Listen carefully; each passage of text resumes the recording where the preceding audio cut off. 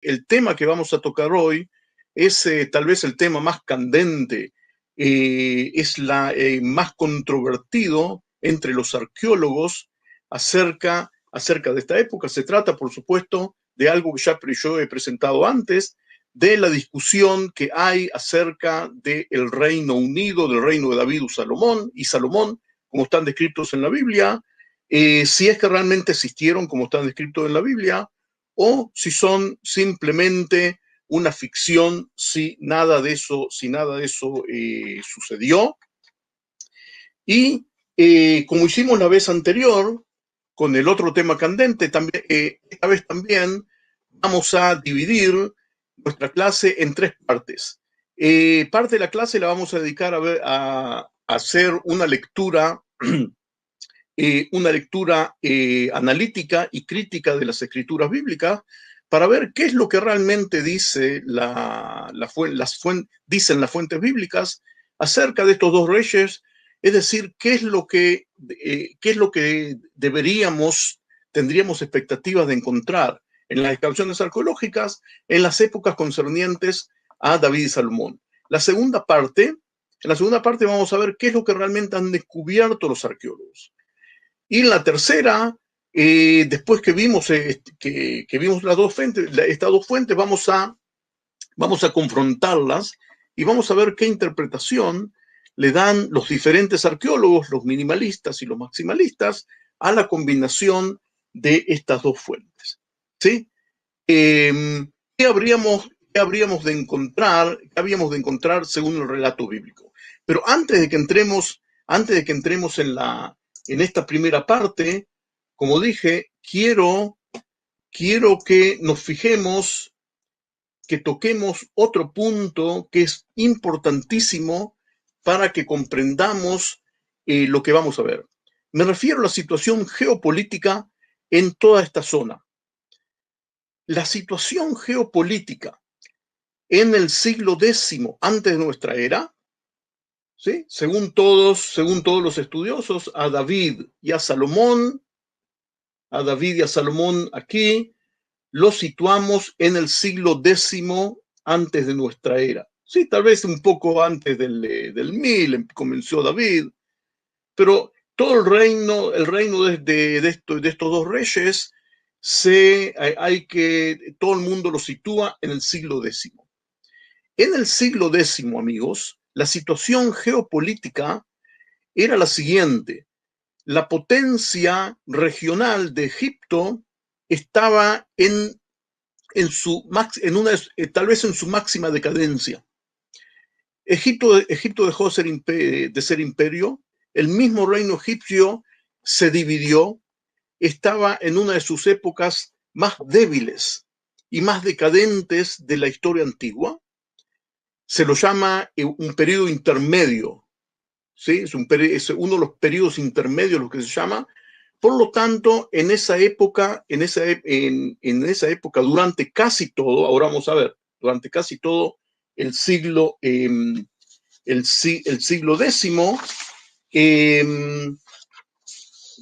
o hasta la mitad del siglo X en realidad, Egipto estaba en un estado decadente.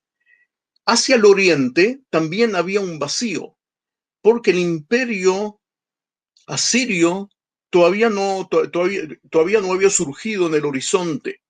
Recién en el siglo IX, el imperio asirio se iba a acercar hacia Siria y luego hacia la tierra de Israel. Pero en el siglo X todavía no se acercaba.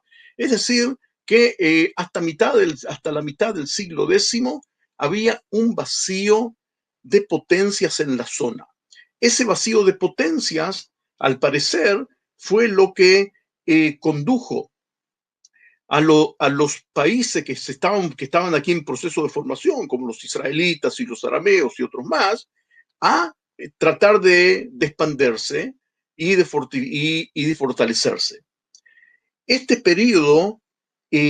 situación, finalizó en la segunda mitad del siglo X, porque en el año 943, entre el 943 y el 922, sube al trono de Egipto el rey Sheshonq o Shishak, como está nombrado en la Biblia, Shishak, que funda una nueva dinastía, la dinastía 22.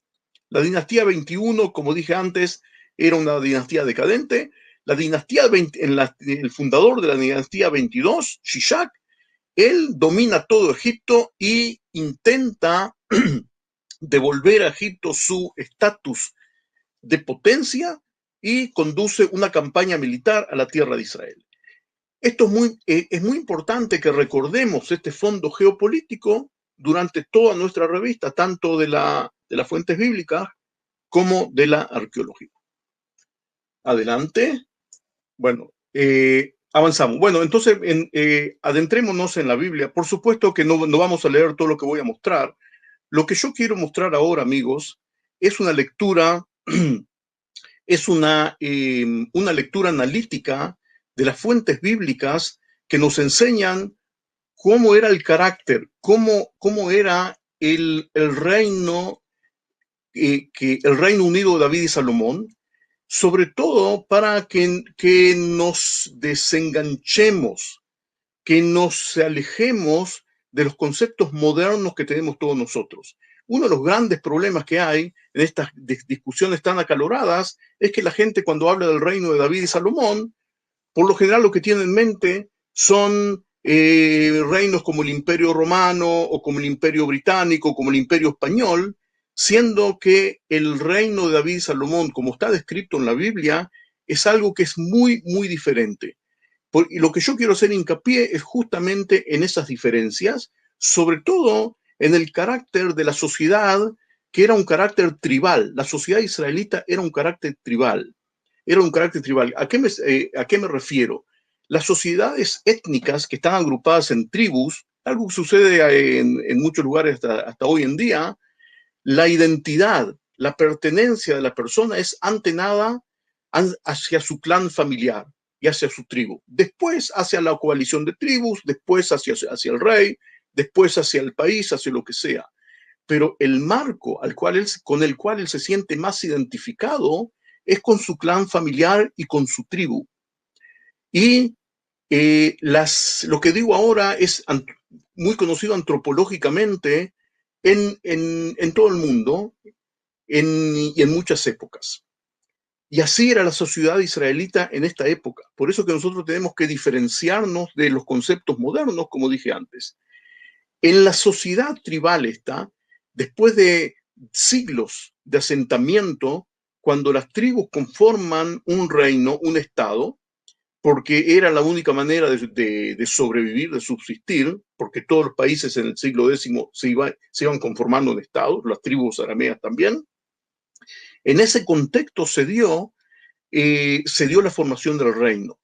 Pero en sociedades de semejantes características, el consejo de líderes tribales, llamado consejo de ancianos no quiere decir que los miembros del consejo son gente son gente de edad, no. Consejo de ancianos es un nombre, por lo general son los líderes más fuertes, los más preponderantes, y no tiene nada que ver con la edad, pero se les llama consejo de ancianos. Son los que tienen la máxima autoridad, son los que el pueblo los mira y los sigue. Amigos, si leemos la Biblia de una manera analítica, los consejos de ancianos de las tribus en Israel, en el antiguo Israel, siguieron funcionando siempre. En Judá lo vamos siguiendo con nuestra lectura analítica y crítica hasta el 586, hasta que se destruye el templo. Y es algo que los reyes tenían que tenerlo en cuenta. La monarquía en el antiguo Israel nunca fue una monarquía absoluta. Fue una monarquía donde el rey está limitado por la fuerza que tienen los liderazgos tribales. Esto es lo que vamos a ver, es lo que voy a apuntar sobre todo en esta revista que vamos a hacer, y es algo que después nos va a aplicar muchas cosas que la vemos reflejadas también en la arqueología. Veamos. He abierto aquí el segundo libro de Samuel en el capítulo 2, y nos relatan aquí que David, después que David en un determinado momento se va a la ciudad de Hebrón, va a la ciudad de Hebrón. Hebrón es la ciudad más importante de Judá. Y entonces nos dicen así, llevó también David, voy a leer sobre todo las cosas que están subrayadas en amarillo, y si no lo hago, voy a avisar. Llevó también David consigo a los hombres que con él habían estado, cada uno con su familia, los cuales moraron en las ciudades de Hebrón. Y vinieron los varones de Judá. Los varones de Judá, en la dialéctica del hebreo bíblico, no es que vinieron todos los habitantes de la tierra de Judá, no, vinieron los líderes tribales de los clanes familiares que conforman la tribu de Judá. Y ungieron allí a David por rey sobre la casa de Judá. Es decir que David, esto sucedió una vez que el rey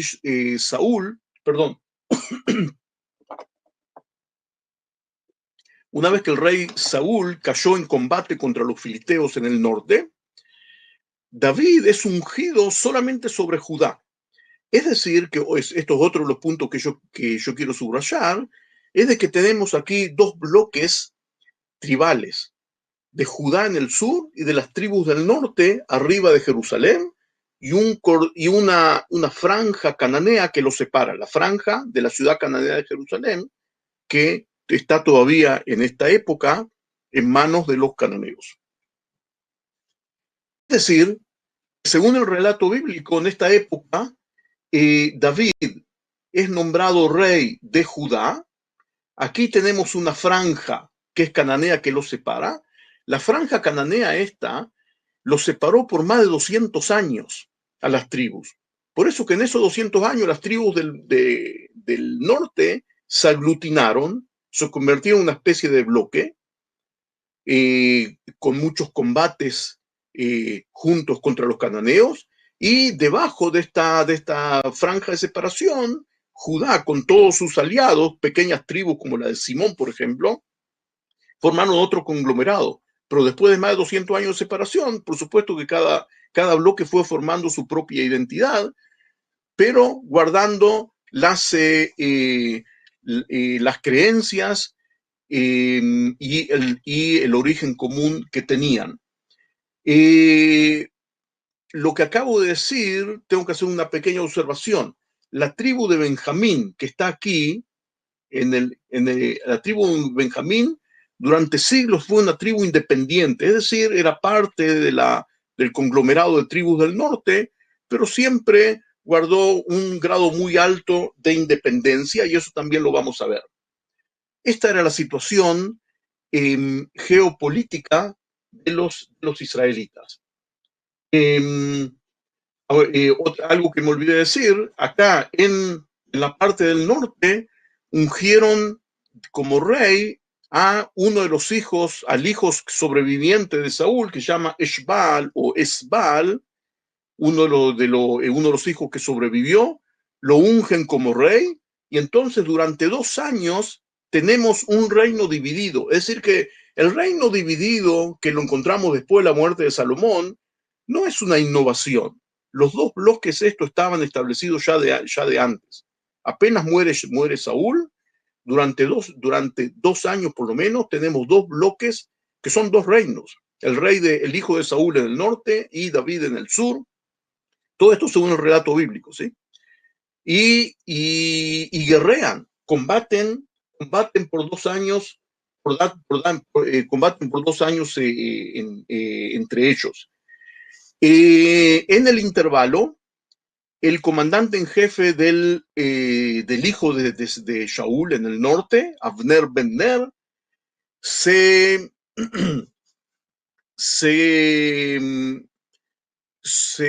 pelea con el rey y planea pasarse de bando. Entonces va a Hebrón, donde está David, en secreto, para ofrecerle que él, como es el jefe del ejército, él puede pasarle el bloque del norte, pasar pasárselo porque él se peleó, está disgustado por una diferencia que tuvieron con el hijo, con el hijo de Shaul, ¿sí? Y le dijo así, que yo puedo trasladar el reino de la casa de Saúl y confirmando el trono de David sobre Israel y sobre Judá, desde Dan hasta Beersheba. Dan y Beersheba son los dos límites, norte y sur, de los establecimientos israelitas. Y pongan cuidado cómo estas fuentes tienen conciencia de que existe Israel y existe Judá antes de la muerte de Salomón. Entonces, ahora vamos a leer unos versículos clave.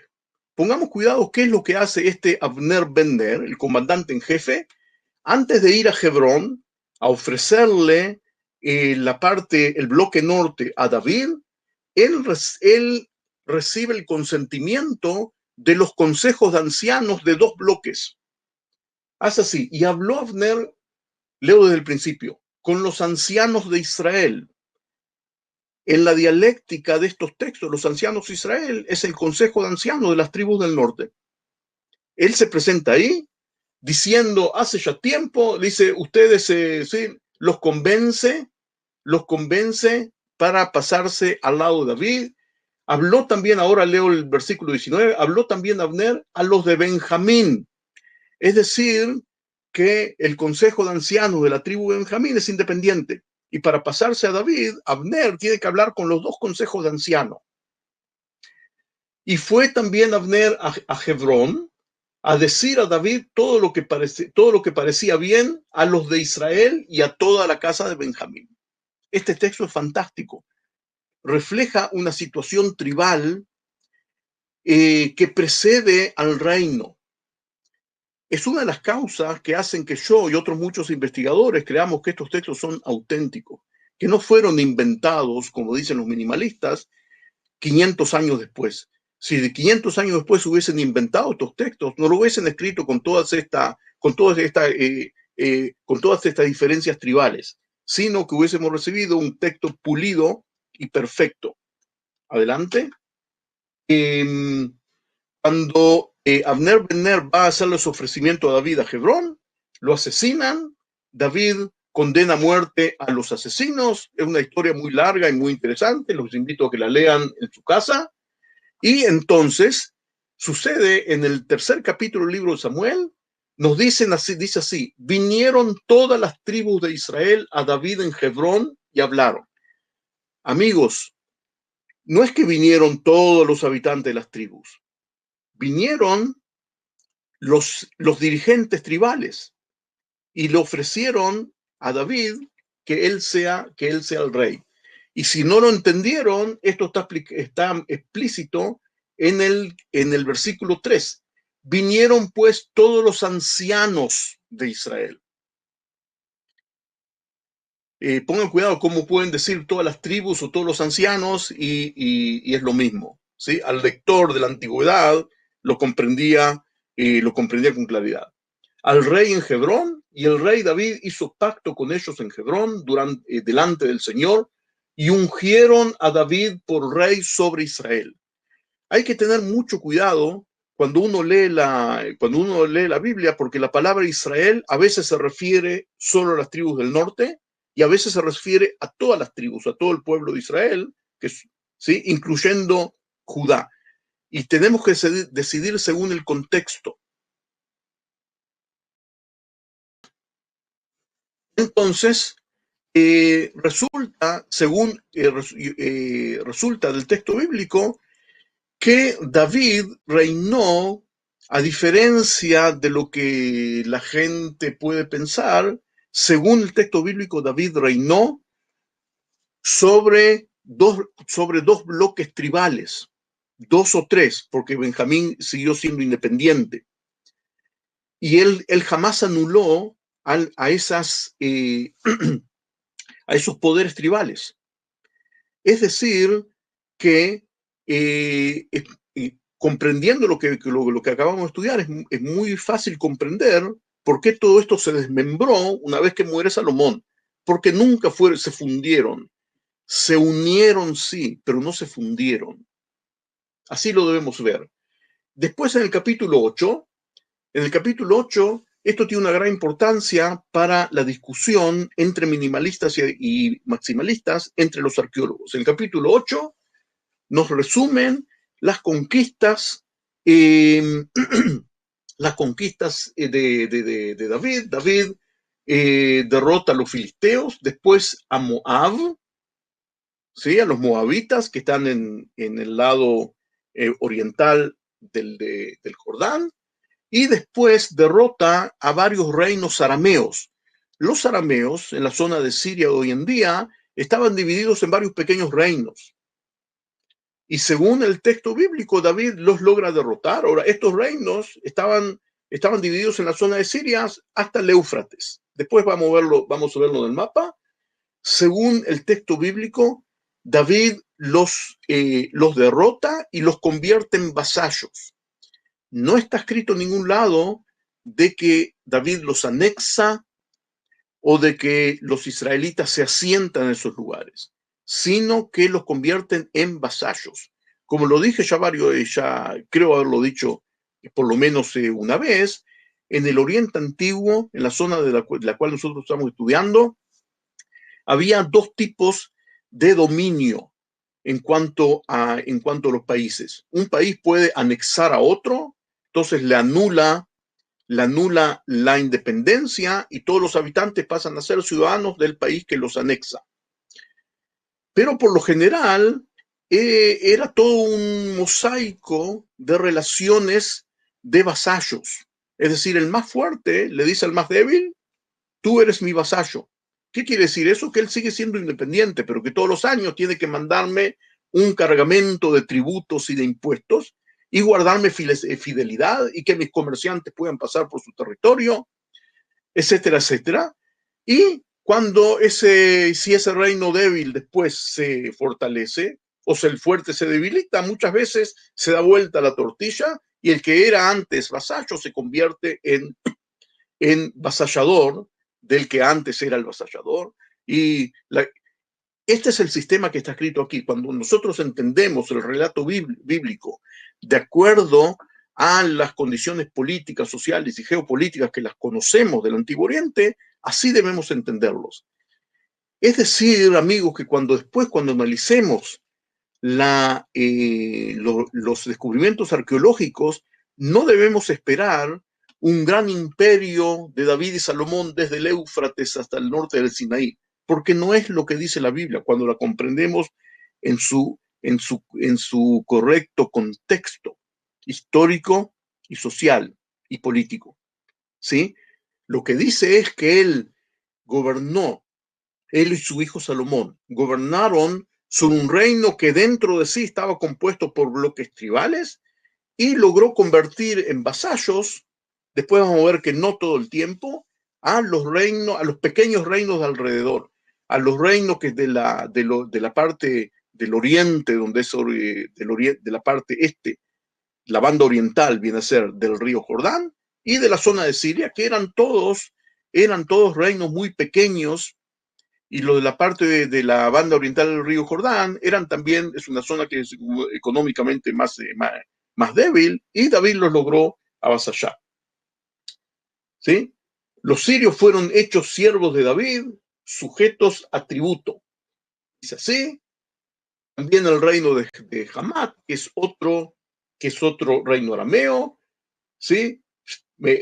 Sigamos acá al final. Así ganó David fama cuando regresaba a derrotar a los sirios. Destrozó a los edomitas. Los números aquí son números exagerados, no podemos aceptarlo, pero dice aquí, esto es muy importante, que logró subyugar, no los destruyó, los logró subyugar a los edomitas, que son el tercer reino que está más al sur, en la banda oriental del río Jordán. Ahora lo vamos a ver. Esto es lo que logró hacer David, nada más, ¿sí? Ese es el resumen. Ahora veamos el mapa. Según las fuentes que acabamos de ver, dominó Judá e Israel, conquistó la franja cananea que dividía los bloques tribales israelitas, traslada su capital de Hebrón a Jerusalén, un acto muy lógico, muy estratégico, porque en Hebrón estaban el Consejo de Ancianos de Judá, que tenía mucha fuerza. Entonces, Jerusalén era una ciudad neutral, porque era una ciudad enemiga que él la conquista. Entonces, y estaba entre los dos bloques. Por eso es un paso estratégico genial cambiar la capital a Jerusalén. Reinó 6 años en Hebrón y después se pasa a Jerusalén y es reconocido como rey por los dos bloques y domina a los reinos arameos en la zona de Siria y a Amón, Moab y Edom, que está aquí.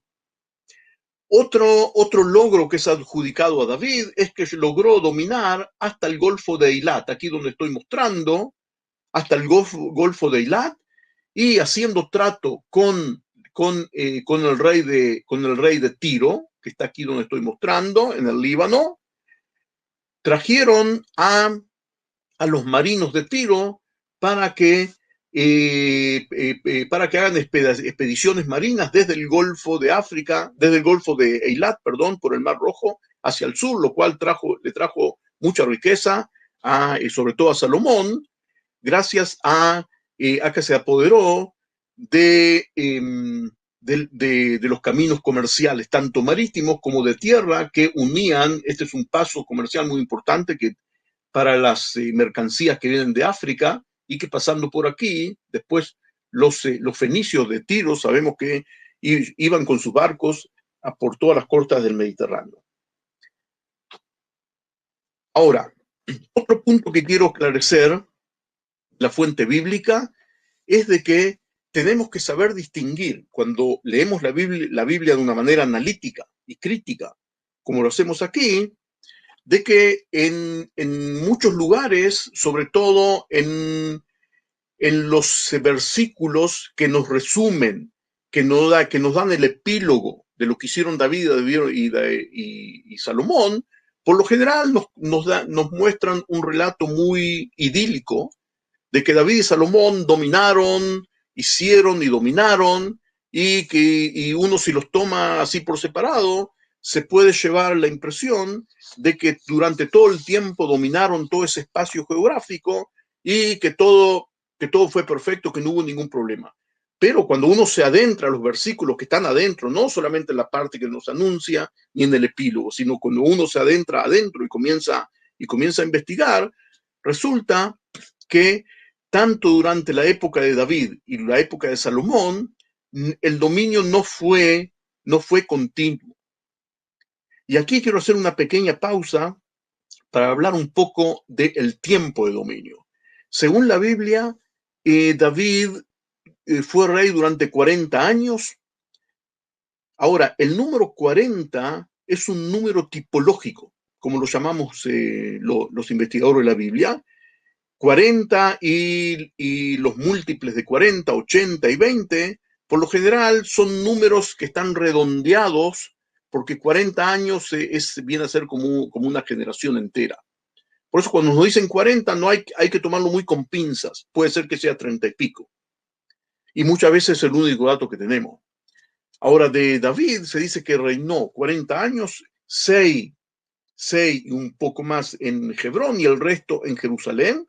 Es decir, y parte del tiempo se la pasó guerreando, y Salomón, dice la Biblia, que reinó 40 años, pero no es que tenemos los 40 de David y después los 40 de Salomón, no, porque Salomón fue ungido como rey en vida de su padre David, para prever guerras de herencia. Es algo que se hacía en el Antiguo Oriente. El rey ungía como rey a uno de los hijos para que después no haya guerra de herencia, y los dos reinaban juntos. Eso nos hace un gran problema a nosotros los investigadores, porque según el sistema de la Biblia y de los pueblos vecinos también, los años comunes de los dos reyes se contaban a los dos reyes, se contaban para los dos. Y como no nos informan, la Biblia no nos dice en qué año del reino de David fue ungido Salomón, No sabemos cuántos años reinaron en conjunto. Dice que fue en sus últimos tiempos, ¿sí? Por lo general, pero no lo sabemos. Es decir, que no son 80 años, son menos. Y si los 40 son redondeados y la primera parte de David no dominó durante todo ese término, entonces quiere decir que estamos hablando en un periodo, arriesgando no muchos, de 50, 60 años entre David y Salomón, que dominaron, del dominio de toda la zona. Es un tiempo limitado. Eso es lo que nos dice la Biblia.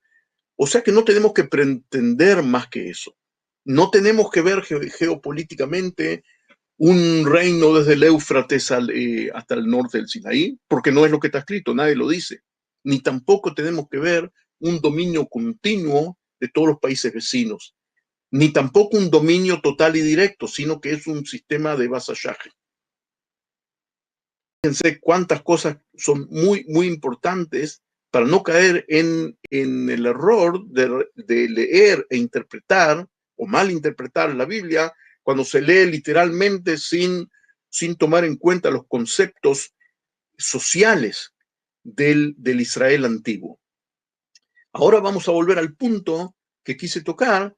No todo el tiempo David y Salomón, según la Biblia, reinaron de una manera total y sin problemas. Según la Biblia, hubo 3 rebeliones contra David. Y también Salomón tuvo problemas. Es decir, que el dominio no fue total todo el tiempo, según las fuentes bíblicas. En las 3 rebeliones contra David, los 3 rebeldes se apoyaron en los consejos de ancianos tribales. Como es lógico, después de lo que acabamos de estudiar, es lógico. Si yo quisiera rebelarme en una sociedad en que las personas se sienten identificadas sobre todo con su clan tribal, si te querés rebelar tenés que llegar a un acuerdo con los jefes de los clanes tribales. Así es. Hay países hoy en día del Medio Oriente, países árabes, que hasta hoy en día es así. Si los clanes, las personas se identifican por su grupo étnico y por su identidad de clan familiar. Hasta hoy en día sucede en muchos lugares del Medio Oriente. Entonces, vamos a ver una manera muy, muy, muy sintética, muy rápida. Vamos a ver vamos a ver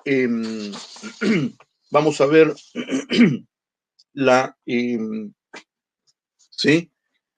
Vamos a ver un poco de las 3 rebeliones. La primera rebelión es la de Absalom, que es un hijo de David, se rebela contra el padre, se rebela, manda mensajeros a todas las tribus de Israel. El mensaje era secreto, es decir, que no es que mandó a todo el mundo a hablar en las plazas de las ciudades, no. Mandó a hablar en secreto a los ancianos, a los ancianos de la tribu, e incluso un nieto de Saúl, que era protegido de David, porque era el hijo de Jonatán. Incluso según esta fuente, había gente que quería incluso devolver el reino a la casa de Saúl. ¿Sí? Después nos dicen claramente que Absalón habló con los ancianos de Israel. Los ancianos de Israel son, en este contexto, son los ancianos de la tribu del norte. Como dije antes, según el contexto tenemos que saber diferenciar qué significa la palabra Israel. Hay que ser muy cuidadoso porque uno puede malinterpretar el texto si no lo ves. ¿Sí? Entonces, ¿sí? Seguimos con todos los términos tribales. Entonces Absalom y todos los de Israel dijeron, ¿sí? Luego dijo, y a los ancianos de Israel de esta manera, y a lo largo de todo el relato vemos en los términos que Absalom, él habla del pueblo de Israel o los hombres de Israel cuando se refiere a las tribus del norte. Entonces,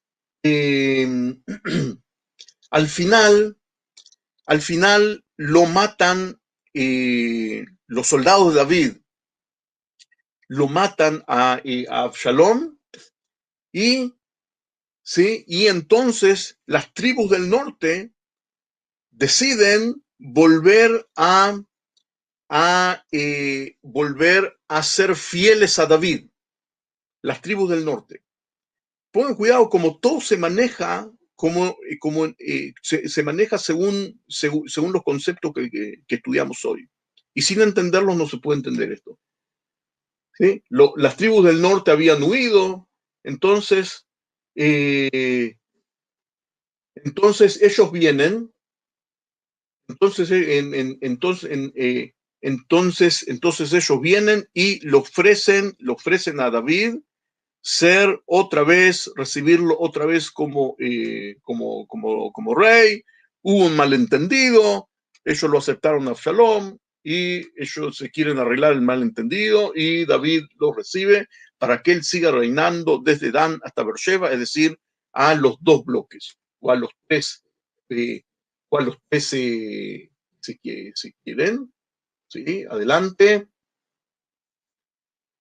Cuidado, como todos los conceptos tribales, estos que no tenemos tiempo de leerlos todos, aparecen aquí cuando David vuelve a Jerusalén, porque él había huido a un lugar que se llama Mahanaim, que está hoy en día en Jordania, y cuando él vuelve, los representantes del bloque del norte y el bloque del sur se presentan para pasar al rey, hacerlo pasar al otro lado del río. Es una muestra de fidelidad, y entonces hay una especie de conflicto por ver cuál de los dos bloques lo va a pasar el rey al río, porque eso significa que ese bloque es el más importante.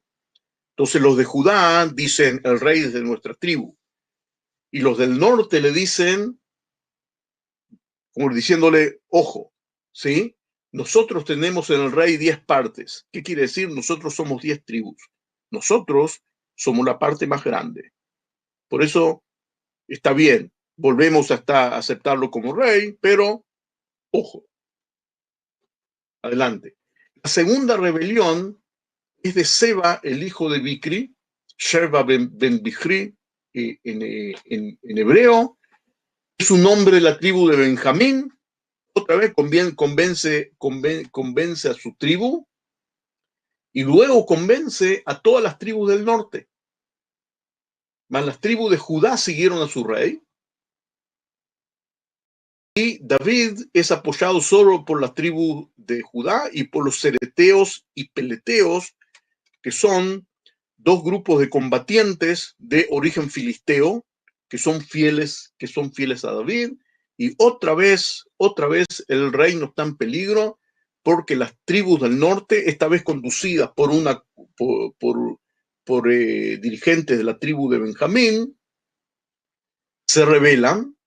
Y la tercera es de otro hijo de David, Adonías, porque él, por ser uno de los hijos mayores, él quería ser rey, y trató de apoyarse sobre los jefes de los clanes tribales de Judá, y entonces David decide ungirlo como rey a Salomón, como dije antes, para terminar con estos conflictos de herencia.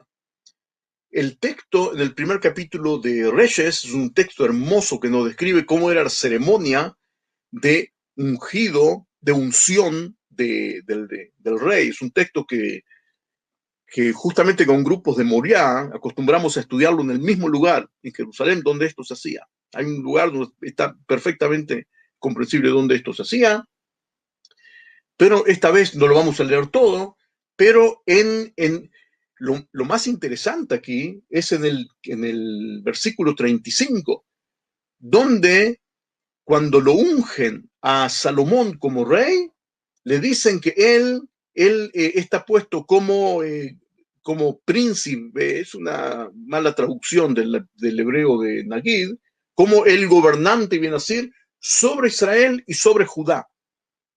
Es decir, que él reina sobre dos bloques,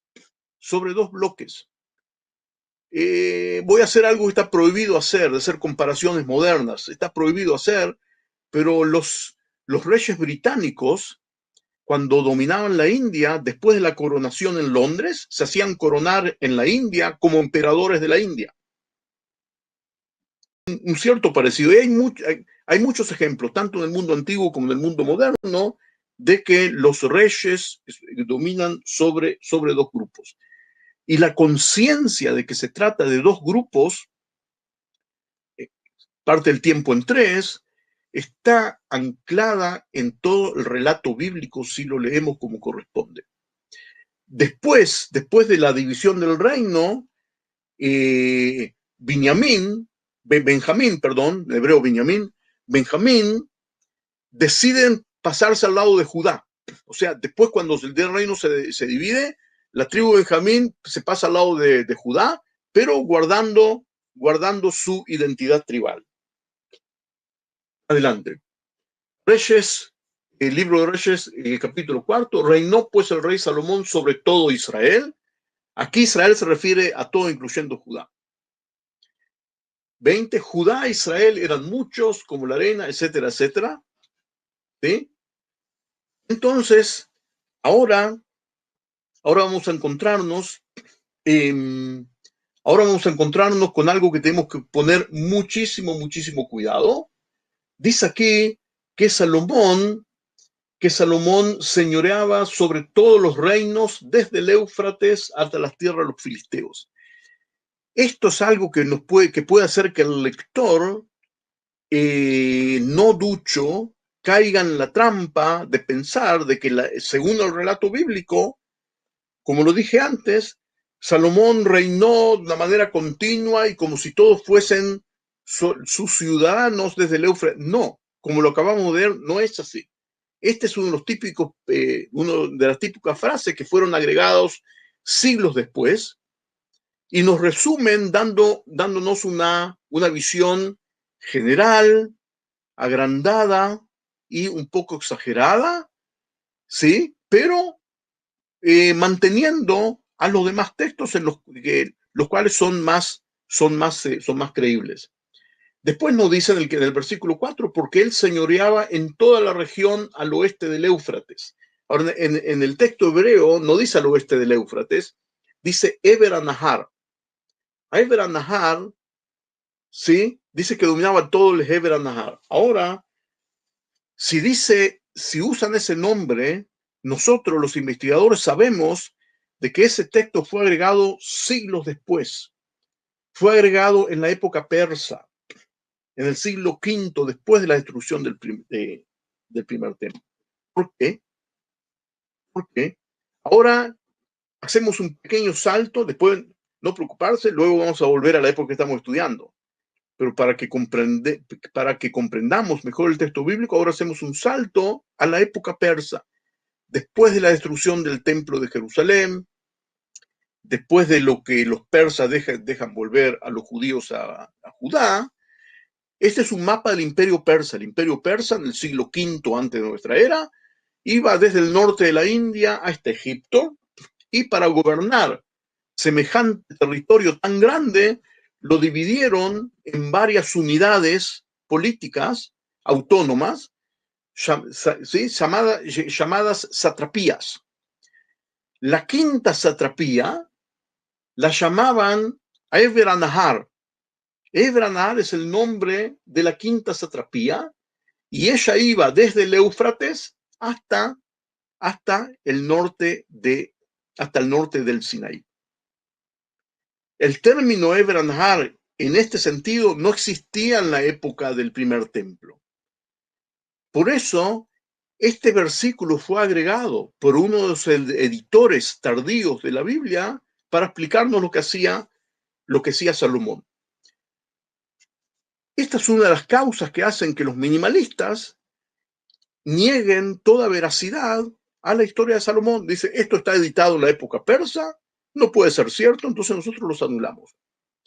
Por otro lado, los maximalistas dicen, es cierto, esto fue agregado en la época persa, porque el libro fue editado, pero las demás partes del libro de Salomón no fueron escritos en la época persa, fueron escritos antes y tenían fuentes fidedignas, porque se llevan de acuerdo con lo que vimos antes. Aparte, cuando una fuente tardía dice semejante cosa, no es necesariamente un invento. Voy a dar un ejemplo de hoy en día. Si alguien hoy en día me pregunta en la calle, ¿quién creó la ciudad de Nueva York? Yo le digo, los holandeses crearon la ciudad de Nueva York. Es la verdad, pero los holandeses crearon Nueva York. No, los holandeses crearon la ciudad de Nueva Ámsterdam. Luego vinieron los ingleses y le pusieron Nueva York porque York es la ciudad de la cual ellos provenían. ¿Sí? Es decir, yo hoy en día puedo emplear un término que es tardío a la época en que esto sucedió para explicarle a alguien de hoy en día. Es decir, que si un escriba en la época persa dice Eber al-Nahar, él está empleando un término como yo lo hago hoy en día con Nueva York. No es que esté mintiendo, sino que está empleando un término que es entendible para la gente de su época. Puede ser un invento también, pero no es necesariamente. Y en la Biblia hay muchas cosas así. Adelante. ¿Sí? Esta era la quinta satrapía de Eber al-Nahar. Contra Salomón también hubo rebeliones. Prefiero no fijarme del reloj, porque hay parte de la Biblia que debemos, en mi manera de ver, debemos verlas para luego adentrarnos en la arqueología. Luego en el libro de los Reyes dice que tampoco los años que reinó Salomón, que Salomón solo habrá reinado unos 30 años o algo así, porque 40 está redondeado y parte de sus años son en conjunto con David. No sabemos exactamente. O sea, no es un periodo muy largo. Según la Biblia, si la leemos como lo estamos leyendo, no es un periodo muy, muy largo el del Reino Unido. Y tuvo rebeliones, es decir, que no dominó a todos los vasallos, como dicen los versículos del contorno. ¿Sí? Los edomitas se rebelaron, un dirigente de edomitas se rebeló y huyó a Egipto. ¿Por qué huyó a Egipto? Porque en Egipto, en esta época, ¿se acuerdan? Subió Shishong, el creador de la dinastía 22, en los días en el tiempo de Salomón. ¿Sí? Y también en la zona de los arameos hubo dirigentes que se rebelaron. Y también, y sobre todo, las tribus del norte, con Jeroboam, hijo de Nabat, había mucho malestar entre ellos y comenzaron a rebelarse en época de Salomón. Entonces, Jeroboam era un efrateo, es decir, de la tribu de Efraín, la tribu más fuerte. El bloque norte no son todos iguales, está la tribu de Efraín y de Menasé, son las dos más fuertes. ¿Sí? Entonces, él se rebeló contra Salomón, cuando Salomón estaba edificando el Miló, después cuando veamos la parte arqueológica vamos a hablar de él, y como Salomón intentó castigarlo, huyó a Egipto a Sisac, por aquí está por su nombre, y Sisac, es decir, Shishak, realmente esto es algo que no puede ser inventado, amigos, en la época persa, en época tardía, porque en la época persa es muy difícil que los escribas de esa época tengan conocimiento de los reinos de los reyes que había en Egipto. O sea, los nombres aquí son nombres reales. Es decir, que todos los que se rebelaron contra Salomón buscaban refugio y recibían refugio en Egipto. Y aquí, en el capítulo 12 de Reyes, hay un texto que es divino, ¿sí? Aquí vemos cómo sucede cuando muere Salomón. Muere Salomón, su hijo Roboam, técnicamente tiene que sucederlo. Fijémonos qué dice aquí. Roboam fue a Siquem porque todo Israel había venido a Siquem para hacerle rey. Siquem es la ciudad más importante del bloque norte. Es decir, que el hijo de Salomón, para ser rey de todos, tiene que ir hacia el norte y recibir el apoyo, el asentimiento del Consejo de Ancianos del Norte. Esta es la mejor explicación de lo que acabo de decir antes. No se trata de una fusión, sino que los bloques tribales existieron todo el tiempo. Y Jeroboam, que estaba en Egipto, protegido por el rey, viene, los del norte lo mandan a traer, y entonces vino pues Jeroboam y toda la congregación de Israel, es decir, de las tribus del norte, hablaron a Roboam y le ponen condiciones. Tú quieres ser la rey de la parte norte, te ponemos estas condiciones. Él no acepta las condiciones, entonces se separan. Israel, a tus tiendas, usan aquí un término que quiere decir volvamos a los clanes familiares. Tal vez en una oportunidad lo voy a explicar. Y así se dividió el tiempo, se dividió, perdón, el reino. El rey Roboam mismo apenas salió con vida, tuvo que huir porque no lo aceptaron. Es decir, que vemos aquí la tremenda fuerza, poder que tuvieron durante todo este tiempo los consejos tribales del norte, y la tribu de Benjamín decide ahí unirse a Judá. ¿Sí? Toda la casa del capítulo 12, Roboam vino a Jerusalén, reunió a toda la casa de Judá y a la tribu de Benjamín.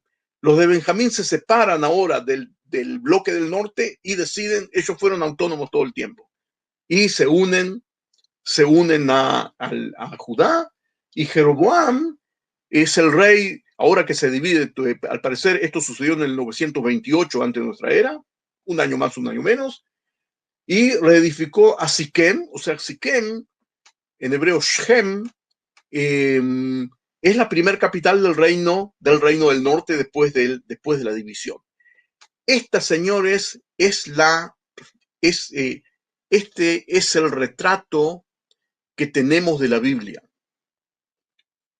Las obras arquitectónicas adjudicadas a David y a Salomón en la Biblia. Comencemos por David. A David la Biblia le asigna solamente construcciones, como la mayoría del tiempo se la pasó guerreando, solamente en Jerusalén. Él conquista la fortaleza de Sión, es decir, la ciudad cananea y jebusita de Jerusalén, y vive en la fortaleza jebusita, y construye algo llamado Miló. Miló viene de una raíz hebrea que significa rellenar. Lemalé en hebreo hasta hoy en día es rellenar, algo que se rellenó, ¿sí? Desde el Miló hacia adentro. Y también, como hizo alianza con el rey de Tiro, los fenicios le mandan constructores, y también materiales, y ellos construyen un palacio. La casa de David, casa del rey, es un palacio. Eso es todo lo que construye David. Construye o refuerza algo llamado Miló, y un palacio, al parecer un palacio un poco modesto. Eso es todo lo que la Biblia le atribuye a David. Salomón, según la Biblia, Salomón fue un rey que construyó muchísimo. Construye el templo de Jerusalén en el monte que está al norte, el monte Moriah, que está al norte de la ciudad de Jerusalén, y un complejo palacial que está ahí, casi ahí en la cercanía del templo. ¿Sí? Dice que construyó la casa del Señor, el primer templo de Jerusalén, su propia casa, es decir, un palacio más suntuoso que el que había construido antes David. También hizo algo ahí en ese lugar llamado Miló, la muralla de Jerusalén, y Hatzor, Megiddo y Gezer, que son 3 ciudades fortalecidas, las construyó. Y después también nombra aquí otras ciudades, la Baja Beit Jorón, no vamos a hablar de todas, y también ciudades en las cuales tenía provisiones, ciudades de carros de combate y de gente de a caballo. Y también construyó barcos en el Golfo de Eilat, en Etzion Gaber, que es Etzion Gaber y Eilat es una al lado de la otra, está al lado de Eilot o Eilat, en la ribera del Mar Rojo, lo que vimos antes, después que David la conquistó, con todo lo que hablamos antes, y Hiram, el rey de Tiro, mandó constructores y también marineros, etcétera, etcétera. Eso es lo que él es atribuido. Y ahora, amigos, pasemos a la parte arqueológica. Si alguno de ustedes está preocupado porque le dedicamos mucho tiempo a la Biblia, no se preocupen. Hoy la clase va a ser un poquito más larga y lo que nos quede en el tintero lo veremos en la próxima. No vamos a dejar de ver nada. Hemos visto básicamente lo que nos dicen las fuentes bíblicas acerca de David y Salomón, y estoy seguro de que esto les ha cambiado a la mayoría de ustedes un poco el panorama. Lo que debemos encontrar, si lo que la Biblia dice que hicieron esta gente no es, ¿sí? No es algo, algo que sucedió todo el tiempo, y también debemos tenemos que resumirnos a los límites que acabo de hablar. Ahora vamos a ver qué es lo que encuentran los arqueólogos, y empecemos por Jerusalén. En Jerusalén, estas son las murallas de la ciudad vieja actuales, que las construyeron los turcos otomanos en el siglo XVI de nuestra era. Es para que nos ubiquemos y que tengamos sensación del tamaño. El tamaño está aquí también abajo, 100, 200 y 300 metros. Y hoy en día sabemos que Jerusalén se desarrolló en tres partes. La parte A es la Jerusalén jebusita cananea que conquista David, una ciudad bastante chica, unos 300 y algo metros de largo por unos 100 y algo metros de ancho. Unas 4 hectáreas aproximadamente. Es una ciudad chica, y hoy en día sabemos de que eso eran sus límites. Después, cuando hablemos de la tercera parte, voy a ampliar esto. Luego, el rey Salomón construye aquí el templo y el complejo palacial, aquí, la parte B, y para hacerlo une la unión entre estas dos lomas, entre esto viene a ser una especie de colina, y aquí es otra colina que es más alta, el monte de Moriah, y la parte que los une, llamada Ofel. En español también se llama Ofel, viene de una raíz hebrea que significa ascender, lehapil, en hebreo es ascender, y los famosos trabajos forzados que las tribus del norte estaban obligados a hacer era al parecer en esta parte. Durante muchos años no se sabía si la ciudad, este es el Cedrón o el Kidrón en hebreo, que separa a Jerusalén del Monte de los Olivos. Se sabía siempre que Jerusalén nunca traspasó el Cedrón, es decir, si es que en algún momento fue más grande, podía haberse extendido solo hacia el oeste. Durante mucho tiempo hubo una gran discusión entre minimalistas y maximalistas. Los minimalistas decían que la ciudad de Jerusalén durante toda la época bíblica era solamente esto, ¿sí? Ahora, con todo este agregado, Jerusalén llegó a unas 2 hectáreas, que ya es una ciudad no tan chica, ¿sí? Es más grande que la ciudad de Laquish, por ejemplo, que era la segunda ciudad de importancia en el reino de Judá. Y los maximalistas decían que no puede ser que sea tan chica, sino que tenía que extenderse aquí. Pero en este lugar no se podía excavar. Jerusalén, en este lugar que estoy mostrando acá, dentro de la ciudad amurallada, estaba el barrio judío. Hasta 1948, cuando Jordania conquistó la ciudad vieja y destruyó el barrio judío y expulsó a los habitantes judíos, el barrio este quedó destruido. En la Guerra de los 6 días, cuando Israel liberó a la ciudad vieja de Jerusalén, antes de reconstruir el barrio judío, se decidió hacer sendas excavaciones arqueológicas que fueron dirigidas por el profesor Nachman Avigad. Y él descubrió aquí dos cosas, una que favoreció a los maximalistas y una que favoreció a los minimalistas.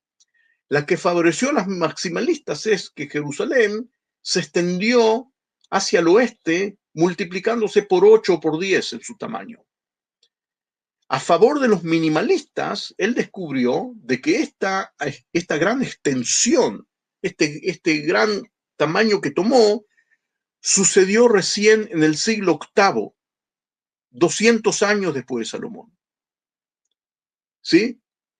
Entonces, quiere decir que durante el reino de Salomón, Jerusalén tenía solamente la parte A y la parte B. Esto se ha aceptado hasta hoy en día. Ahora veamos. Esta es la parte C. ¿Sí? Así se ve hoy en día. Esta es la parte A y la parte B aquí en el Monte del Templo, que hoy en día es un cuadrángulo después de la construcción de Herodes. Esta es la parte A. Y aquí supuestamente es el Miló, del cual nos habla la Biblia. Y esta parte que está aquí es el Ofel, que une, ¿sí? Que une la parte A con la parte B, que está debajo del Monte del Templo. Este dibujo, que no es para nada exacto, pero nos ayuda a comprender más. Al parecer, el Miló, como dice aquí, es este manto escalonado del cual vamos a hablar después, y aquí arriba, al parecer, David construyó su palacio, y aquí este es el Monte del Templo antes de la época de Salomón. En la época de David estaba solamente esta parte, y después Salomón anexó aquí, ¿sí? El Ofel y el Monte del Templo. ¿Sí? Adelante.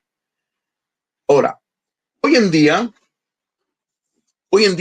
cuando visitamos el lugar, vemos que la parte que decía Miló, ahí aquí, ¿sí? Aquí, la parte esta que estoy mostrando aquí, se ve así. Este es un manto de piedra impresionante. En su origen tenía unos 30 metros de alto y que está puesto sobre la ladera de la lomada para evitar, al parecer, ¿sí? Para evitar desmoronamientos y para reforzar lo que se construya arriba, para poder construir arriba algún edificio importante, un edificio monumental. Hoy en día, esto fueron lo que vemos aquí, número 2 y número 3, son agregados que se agregaron en otra época de la cual no quiero hablar ahora. En la época que estamos hablando, el manto, este manto de piedra, cubría toda la ladera. Había más de 60 escalones, una especie de escalones. Todo esto está conservado hoy en día y nosotros cuando podemos lo visitamos. Se ve así. Este es el manto. Y aquí arriba, supuestamente, según el texto bíblico, aquí arriba supuestamente estaba el palacio de David. También porque en otro relato de la Biblia, que no lo vamos a leer, cuando David subía al techo de su casa, podía ver toda la ciudad, y así fue como la vio a Bathsheba, que estaba tomando un baño ahí sobre su casa. Y desde aquí arriba, realmente, desde aquí de arriba, uno puede ver, como esta parte es más alta que la parte sur, si uno está aquí puede ver a todos los techos de toda la ciudad. Uno puede ver 300 metros así hacia el sur, es decir, que eso estaba aquí. Aquí arriba se realizaron excavaciones arqueológicas, ¿sí? Este es el manto. Y aquí arriba, la arqueóloga Ilat Mazar excavó en la última década, es algo bastante reciente, y encontró restos de grandes paredes que, según ella, son los restos de las paredes del palacio del rey David, según como está escrito en los versículos que leímos hoy. El lugar se ve así. Es muy difícil conectar aquí los restos de las paredes, y no lo vamos a hacer ahora. El lugar se ve así porque la mezcla de los diferentes estratos hace que sea imposible ver las conexiones entre las paredes antiguas. Esta es una hermosa toma del manto escalonado, y aquí arriba las paredes. Según Eilat Mazar, se puede ver los restos de paredes así, no es lo que uno ve en las fotos, y las paredes estas estaban enganchadas, estaban trenzadas con el manto de piedra. Entonces, según ella, fueron construidos por David, tanto el manto como las paredes fueron construidas juntas, y ese es el palacio de David. Las conclusiones de Eilat Mazar no fueron aceptadas, por supuesto, por los minimalistas, que ellos no aceptan. Según los minimalistas, David y Salomón eran dos reyesuelos que gobernaron solamente sobre Jerusalén y apenas sus alrededores. Pero tampoco por los maximalistas. Los maximalistas no aceptaron las conclusiones porque los restos que vemos ahí son muy difíciles de descifrar, porque las capas están muy, muy mezcladas. Es cierto que ella encontró un poco de cerámica ahí que se puede ser fechada en el siglo X. ¿Sí? Bueno, esto vamos a hablar después. Estas son reconstrucciones que hizo Eilat Mazar, que, como dije, aquí hay mucha imaginación, que así se veía David mirando hacia el sur, viendo los techos de las casas. ¿Sí? Pero aquí hay mucha imaginación, como dije, aún la mayoría de los maximalistas que aceptan que David construyó ahí, no se convencen de los restos arqueológicos que hay por la problemática que acabo de expresar. Adelante. Antes de que sigamos, quiero hacer aquí una pausa, porque me imagino que muchos de ustedes estarán preguntando cómo puede ser, y esa es uno de los puntos fuertes de los minimalistas. Los minimalistas dicen, no puede ser que una ciudad de ese tamaño, entre 10 y 12 hectáreas, domine un territorio tan grande. Es lo que dicen los minimalistas. Los maximalistas dicen, o yo puedo decir decimos, de que lo siguiente, de que si nos fijamos en toda la zona, desde Israel, en toda la zona de lo que es hoy en día Israel, Jordania y Siria, lo que es hoy en día, desde el Éufrates hacia el sur, y vemos cuál era el tamaño de las ciudades capitales de las demás fuerzas contra las cuales, según la Biblia, combatió David. Entonces las ciudades de los demás eran más pequeñas todavía, y casi no quedaron restos de ellas. Las capitales de los reinos arameos como Damasco, etcétera, eran más pequeñas que Jerusalén todavía. De los tres reinos del este, de Edom, en Edom no había ciudades, no había ciudades amuralladas. Es decir, que relativamente Jerusalén no era tan pequeña, relativamente con lo que había, ¿sí? No relativamente con lo que había en otras épocas. Esto tiene que unir usted a lo que hablamos del vacío de potencias que estamos hablando. La ciudad de Tiro, amigos, en el sur del Líbano hoy en día, la ciudad de Tiro era más o menos el tamaño de Jerusalén. Tiro en aquella época era una isla, según la Biblia también era una isla, ¿sí? Después Alejandro Magno la unió al continente para poder conquistarla. Como ella estaba en rebelión, Alejandro Magno tiraron dentro del mar, hicieron una rampa artificial, tirando tierra y piedras para unir los 700 metros de mar que la separaba del continente, la unió. Pero en la época que estamos hablando, Tiro era la potencia marítima. Y las proporciones de aquellas épocas, de aquella época eran así. ¿Sí? Adelante, así era tiro, no vamos a detenernos. Aquí tenemos un bajo relieve en metal. La ciudad de Tiro estaba separada del continente. Vamos a verlo en otra oportunidad. Otra excavación que realizó Eilat Mazar es en el Ofel. Aquí está el monte del templo y este es el Ofel, la zona que une a la zona A. La zona A es donde yo estoy mostrando ahora. Y Eilat Mazar realizó excavaciones también aquí. ¿Sí? Este es el muro sur del monte del templo, es decir, que toda esta zona que vemos aquí es la zona del Ofel, una zona que está abierta a visitas y con muchos grupos de Moriah las hemos visitado. Y en este lugar, ella es Eilat Mazar, encontró los restos. Aquí también hay una mezcolanza de muchas épocas, pero alguna de las murallas que encontró Eilat Mazar aquí, esta muralla, es fechada, de acuerdo a muchos arqueólogos, en el siglo X. ¿De acuerdo? ¿Sí? Es fechada en el siglo X, es decir, que en la época de Salomón. Es una prueba de que Salomón realmente anexó la parte norte. Ahora yo aquí quiero hacer una pequeña pausa en este PowerPoint,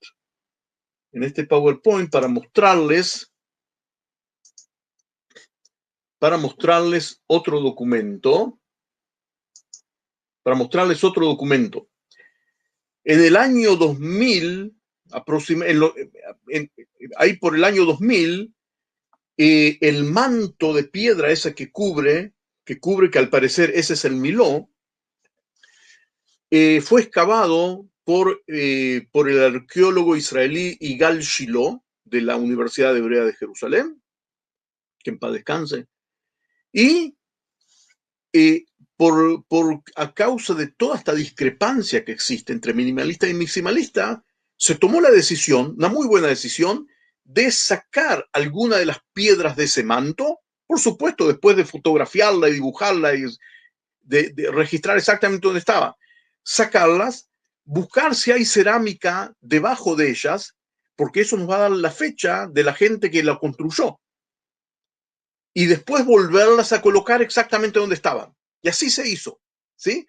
La sacaron con muchísimo cuidado, se encontró resto de cerámica que los constructores de la época, los constructores que ellos los pusieron ahí, y después volvieron a colocar las piedras, y las cerámicas fueron entregadas a especialistas, sobre todo a especialistas que no son del todo minimalistas ni del todo maximalistas, especialistas en cerámica. Y esa cerámica fue entregada a la investigadora Cahill, una investigadora norteamericana, realmente reconocida por todos como especialista, y ella determinó que en la época del hierro, es decir, la época de David y Salomón, el manto de piedra ese fue parcialmente, fue remozado, se hicieron trabajos en él, lo cual concuerda mucho con lo que leímos en el relato de David. Y según ella, como vemos aquí, Stepped Rampart es el manto escalonado, fue removido y remozado. Ahora vamos a ver cuándo. Un poquito de paciencia, tenemos que ver. Me marqué solamente una frase, la frase clave. Aquí está, ¿sí? Según ella, eso fue hecho en el siglo X, es decir, en la época de David y Salomón. Es un punto muy fuerte a favor de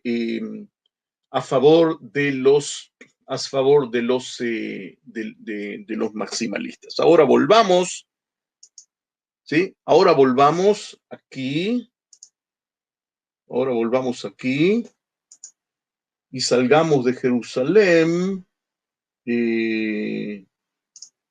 salgamos de Jerusalén, salgamos a Jerusalén y comencemos a ver qué es lo que pasa en las ciudades del norte. Como recordarán, ¿dónde está esto aquí? Como recordarán, en el norte, según la Biblia, Salomón construyó, construyó a Hatzor, Megiddo y Gezer. Está muy sobresaltado esos tres lugares. Y en excavaciones del norte se han encontrado que las tres ciudades estas tienen el portal de entrada, portales magníficos, hechos del mismo tipo, casi de la misma medida. No son exactamente iguales, pero es lo que nosotros los arqueólogos llamamos los portales de 6 cámaras. Tienen 3 de cada lado, porque eran fortalezas. La persona que entraba a la ciudad entraba por aquí, como lo estoy mostrando ahora, entraba por aquí, y esto estaba construido hacia arriba, y tenía que pasar por esta fortaleza y entrar, ¿sí? Y vemos que las tres ciudades fueron como si fuesen construidas por los mismos ingenieros. Según los maximalistas, según Yadin y otros maximalistas que excavaron en la época, desde la época de los años 50, es indiscutible que estos fueron hechos por las mismas manos, es decir, por las manos de Salomón. Y ahí comenzó la gran discusión. En Hatzor es una foto histórica, aquí lo vemos a Igael Yadin, ¿sí? Y este que está aquí es Amnon Bentor, su alumno y continuador. Y aquí vemos el gran portal magnífico de Hatzor. Uno entra aquí y aquí ve tres cámaras de cada lado. ¿Sí? Vemos aquí la gente caminando, uno entra aquí y pasa por las 3 cámaras, y es por supuesto que lo que vemos aquí es solamente la base. Eso estaba construido hacia lo alto. Ahora voy a mostrarles, voy a mostrarles un dibujo, esto de Hatzor, una toma muy linda. Esta toma también es muy linda, y se veía así, ¿sí? Estas dos cosas que sobresalen aquí son estos 2 bastiones que vemos aquí, y así era la entrada. En el libro de Ezequiel, capítulo 40, hay una descripción exacta de este tipo de portón, con 3 cámaras de cada lado. En Megiddo también se descubrió exactamente el mismo portón, como vemos aquí. Es el mejor, sí, solamente una parte de él se conservó. Y en Gezer también, ¿sí? Lo vemos aquí, adelante, ¿sí? Esto es en Gezer, el mismo plano, ¿sí? El mismo plano. También se dice que entre los adornos que se hizo, por lo menos en el templo en Salomón, hizo todo tipo de figuras, de querubines y de palmeras. Las palmeras, usa la palabra hebrea timorot, que viene de tamar.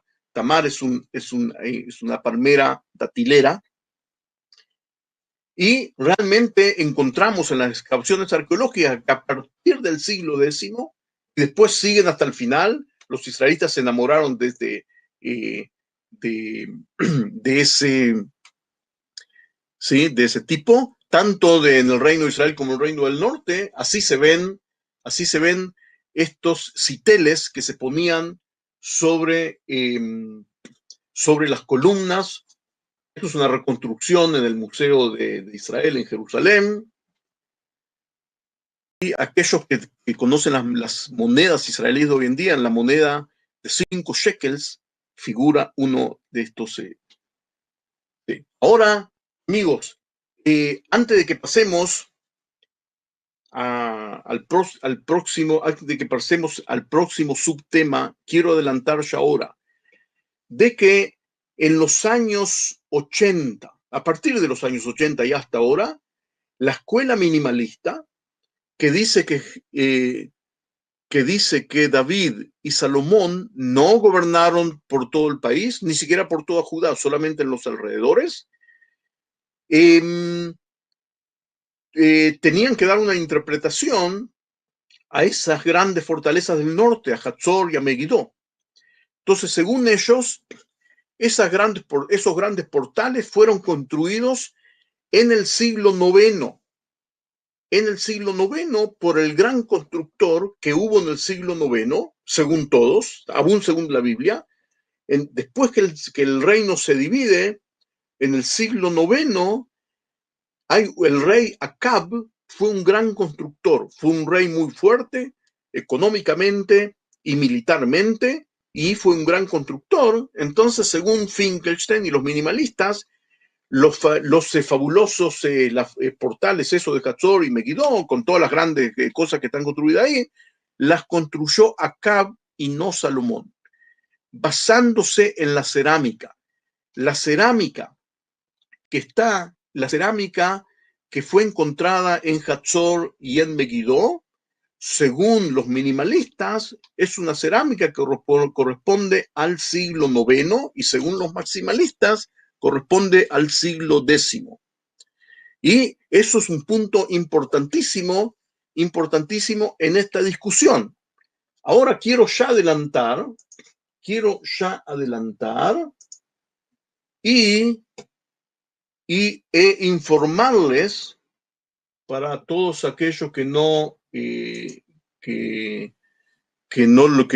están actualizados, de que en los últimos años el mayor representante de los minimalistas, el profesor Finkelstein, comenzó a reconocer de que el fechado de que él y los minimalistas le dieron a esas obras en el norte era equivocado, y de que las fortalezas de Hatzor y Megiddo fueron construidas evidentemente antes de la época de Acab. Hasta hoy en día me acuerdo que una vez que en una conferencia Finkelstein, estando yo presente y sentado al lado de Amihai Mazar, un gran arqueólogo que es uno de los arqueólogos más famosos de Israel hoy en día, y él es maximalista. Cuando Finkelstein dijo eso, yo le hablo a Mazar, ¿sí? Le digo, ¿estás escuchando lo que él dijo? Es un terremoto lo que acaba de decir. Entonces él tranquilamente me dice, no es la primera vez que lo dice, ya está preparando el colchón, digamos, para que la caída no sea tan grave. Lo que dice Finkelstein, lo que estoy mostrando ahora es un artículo publicado por Finkelstein. Vamos a ver en él una frase, ¿sí? Al final, en la frase esta, dice que la fecha que él le daba de Acab hay que subirla hacia arriba, fue de alguien que estaba antes de Acab, a principios del siglo IX, dice él. Ahora, ¿cuál es el gran problema de los minimalistas que hasta ahora no han dado su respuesta? El gran problema es de que si nos fijamos, no voy a hacerlo ahora, vamos a hacerlo cuando hagamos la síntesis de todo esto, que ya veo que va a ser la próxima semana. Pero si nosotros nos fijamos en la lista cronológica de esta época, entre Salomón y entre Acab no hubo ningún rey al cual se le puede adjudicar estas grandes obras. Porque una vez que muere Salomón se divide el reino, y los primeros reyes de Israel no fueron reyes que no lograron establecer una dinastía. Fueron reyes débiles que se la pasaron guerreando y no lograron establecer una dinastía y construir nada. Solamente cuando vino la dinastía de Omri, el padre de Acab, ellos fueron los grandes constructores. Entonces, si el que construyó esos lugares no es Acab, y tenemos que subir arriba en el tiempo, el único gran constructor que hay es Salomón. No hay otro candidato. ¿Sí?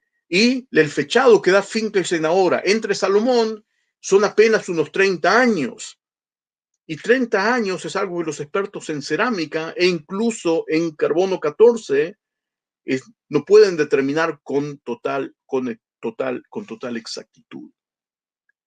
Ese es un punto eso es un golpe muy fuerte para los minimalistas, y lo tuvieron que aceptar después de que en estas ciudades del norte se obtuvieron muestras de carbono 14 muy bien conservadas, muy bien conservadas. Encontraron varias semillas de aceitunas muy bien conservadas, con los cuales se hizo carbono 14, y esas son las fechas que dieron según el mismo Finkelstein.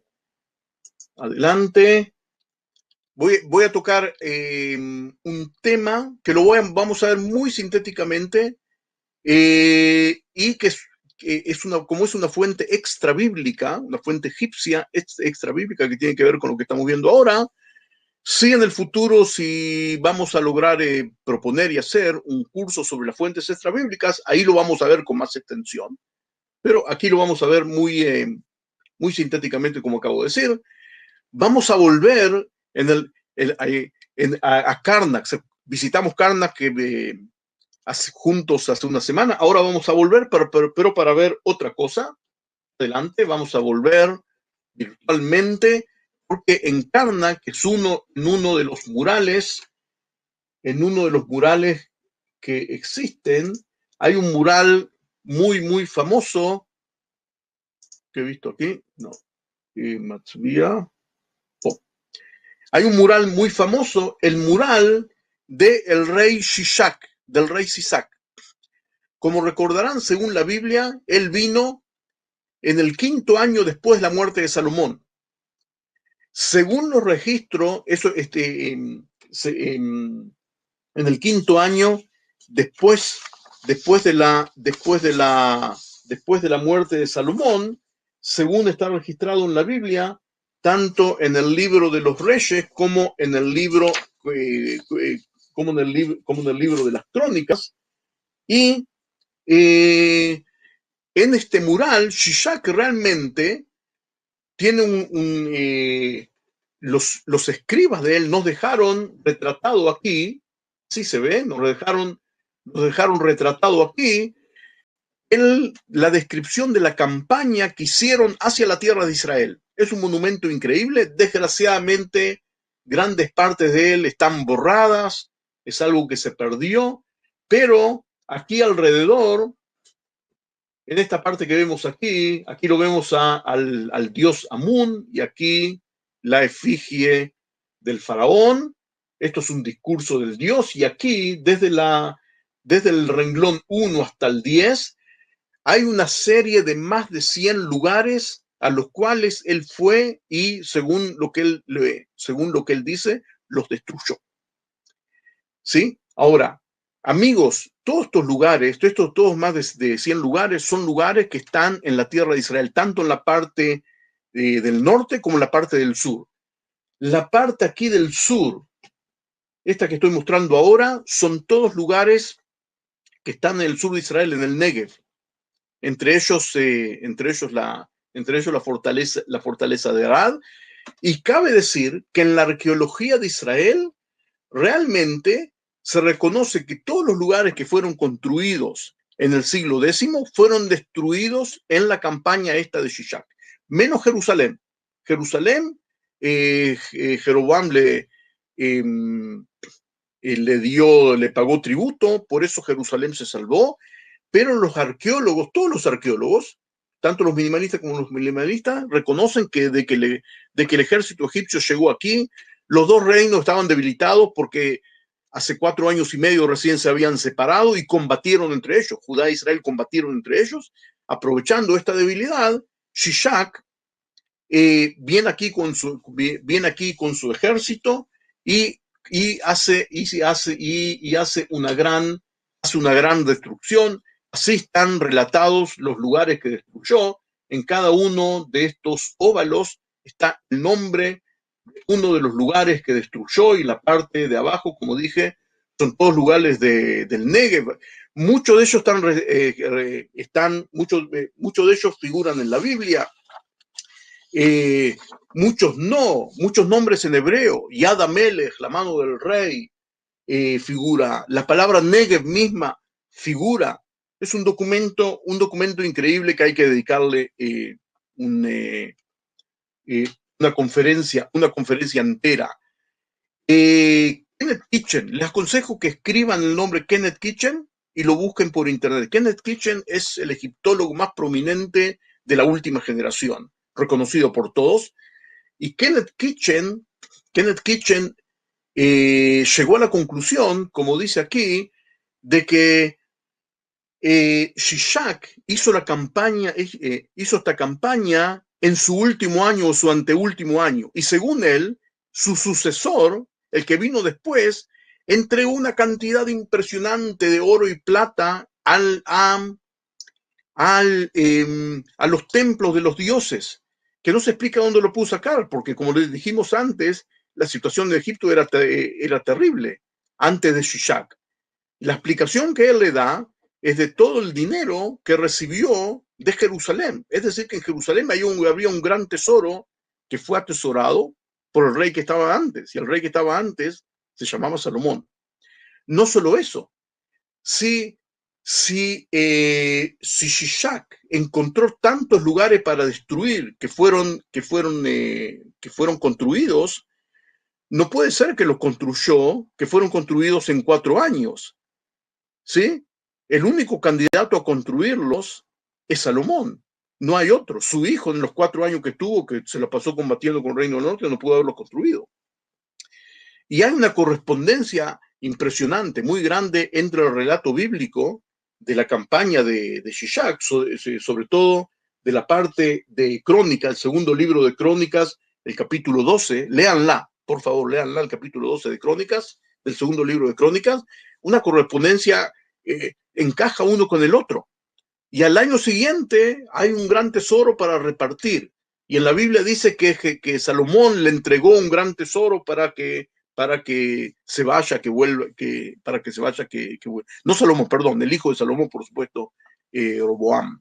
¿Sí?